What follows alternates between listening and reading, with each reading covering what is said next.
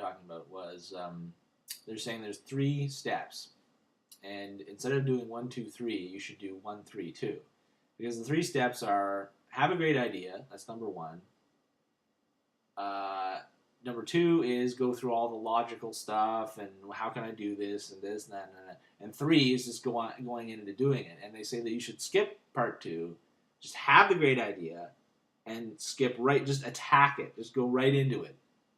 And I totally agree, because it's so easy to get bogged down in number 2. And you can think of all. Number 2 involves the criticism part, which is the negative part. So you look at your thing and you basically attack it and destroy it. And depending on your personal setup, often you're a lot better at attacking and destroying your ideas than you are at defending them. So, if you're in a bad mood, it's like, why did I think of that? That was a completely crap idea. When, you've forgotten that actual spark. You just have to think of that spark, that light that you get in your head when you have a really good idea. And then just go right to work doing something with it. All right, so that was good. XKCD, the Flake Equation. That was a XKCD. It's a little comic by a very intelligent guy with us doing stick figures. But that one was basically a slap at UFOs, saying basically the odds of somebody seeing something weird, or was it? Actually, no. The odds of somebody. What did he put it? Basically, essentially, in a nutshell, he said that the point of his comic was that everybody who's ever said anything about UFOs is just an attention-seeking crank, which is, of course, bullshit. But Randall Munroe he's on the hardcore skeptic logical science side. So till he sees something bizarre that he can't explain, then he'll have that attitude. Nothing much you can do about that. The difference between nerd, dork, and geek explained by a Venn diagram. That's a very trivial one, but that's kind of easy. Yeah, basically the 3 triangles are intelligence, or the 3 circles are intelligence, social ineptitude, and obsession. And depending on the blend of those, determines. And that's actually pretty good. Like if you're smart and you're obsessed with something, you're a geek, which it seems to be, yeah. If you're smart, if you're right in the middle, you're a nerd. Intelligence, social ineptitude, and obsession. If you're more over into the obsession side, then you're a geek. If you're more over into the social ineptitude side, you're a dork. If you're not into the obsession thing, but you're intelligent and socially inept, then you're more of a dweeb. So, yeah. Anyway, that was. It was a good. It pretty much captures the elements we're talking about. What else? What else?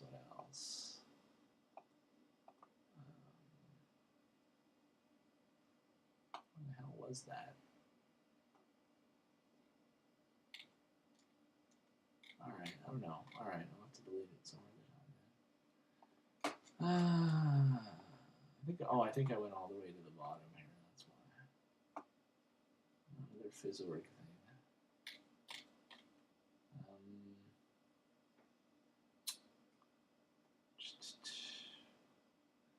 Short illustrated guide to Tsubo points. That was interesting. Well, when I think of Tsubo Point, I think of Fist of the North Star, which is very violent manga and anime, which is, atatata, you're already dead. He basically hits. Tsubo are basically your pressure points. It's some people believe in them, some people don't. They seem to make pretty good sense to me.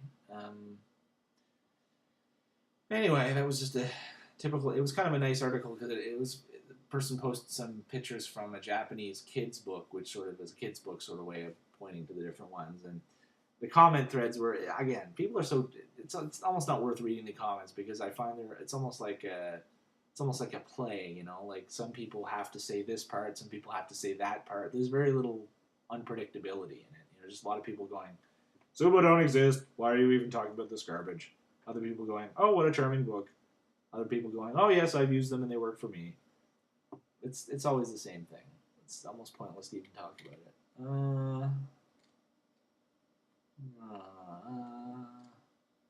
Fizzorg. Oh, there it is. Delete that. Okay, what else have we got? if you if you put your mind to it, you can believe anything. That was from The Onion. That was just funny. It was just saying, it's just the typical article about how if you put your mind to it, you can do anything. And The Onion was, if you put your mind to it, you can believe anything you want. Which is, again, The Onion is just perfect.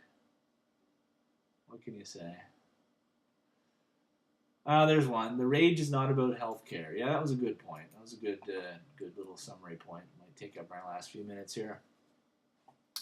It was just saying that when you see all of these, again, the right wing in the U.S. freaking out over, for instance, the healthcare, like trying to give them healthcare, which is actually for the benefit of most of the people that are freaking out. It's not about the healthcare, and I thought that was a very good, it was a very astute point it was making. Was that it is literally, like a lot of things. I mean, a lot of things are like that. Somebody's angry at you for something you said, but they're not really angry for what you said. They're just, what you said is a trigger, and they're venting about something else. It's like that. Like you say, why would they be getting so angry about getting healthcare? It's like every other civilized country's got a better system than they do, than the U.S. does. Bada bing, and that's the thing. It's not about healthcare. It's about things changing. Basically, the Tea Party people, a lot of them are older, a lot of them are, they're seeing the, times change. They feel like they're being left behind. There's more, strange people around with dark skins and strange accents, and they feel like they're, they see those reports that say that white people will be a minority by, 2050 or 2020 or whatever. And, which is true. And that's the thing. They're not angry about the one particular thing. They're just seeing reality change, and it freaks them the hell out and makes them very scared. So they get angry, and they get emotional rather. They don't really get angry. Although some of them do get angry. Anyway, but that was insightful. It didn't just go on about the usual thing. Oh, this really fun. Okay, this will be my last one, I guess. And that's an hour. Hyperbole and a Half. This is actually, look her up on the web. Really good blogger. Just she tells funny stories and has these really simple but really, really funny stick figure type illustrations. And what is it? Boyfriend doesn't have Ebola probably, which was very sensible. She was just saying how the pain chart, look at these list of faces and which one is your pain, and they're saying they're not very effective, and she made up some much funnier and much more effective ones. And the other one was how a fish almost destroyed my childhood, which was really funny. I think I actually had a bit of a laughing fit at part of it because it was so good. Anyway, she's Hyperbole and a Half, like hyperbole basically, if you want to spell it. So I'll delete those. She is very funny though. Actually, I think I'll go to her site, and I think I'll put her on my RSS or whatever there. All right, so that was an hour, and I'm really not doing anything next couple days either. I'm not going out as much because of the back, which is affecting my leg as well. So maybe I'll do another hour tomorrow, and then another hour Friday, perhaps. That'll kill off more of these links. Maybe I'll do a big run on the. I could definitely spend an entire hour on the astronomy type thing because that's what half of my links are. Anyway, alrighty. Bradley out. Hope everyone is having a good time. Some of the weather is very nice lately. Sometimes, though, today certainly wasn't. Anyway, talk to y'all later.